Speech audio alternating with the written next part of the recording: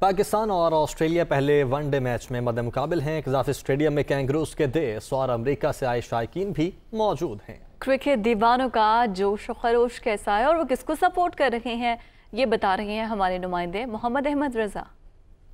पाकिस्तान और ऑस्ट्रेलिया के दरमियान जो 24 साल के बाद सीरीज़ पाकिस्तान के अंदर हो रही है, उसके अंदर सिर्फ पाकिस्तानी शायकीन नहीं बल्कि ऑस्ट्रेलिया और अमेरिका से आए हुए भी इसमें बहुत दिलचस्पी ले रहे हैं। हम इनसे बात करते हैं कि इनका पैशन क्या है और ये सीरीज़ को कैसे देख रहे हैं। Well, the test match series was quite good. We came to the third test, day 4 and day 5, so we got to see us win.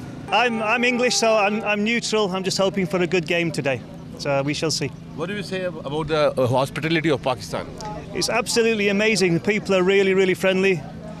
I haven't come across people more welcoming in all my life. It's really, really nice to come to a country like this. Really good. हमारे साथ यहाँ पे America से आए हुए भी cricket शायक हैं, हम उनसे बात करते हैं। हमारी दुआ है कि पाकिस्तान इस मैच में जीते और पाकिस्तान इस वक्त बहुत अच्छे फॉर्म में है। बदकिस्मती से आखिरी टेस्ट हार गई है, लेकिन बहुत अच्छा खेल के हारी है।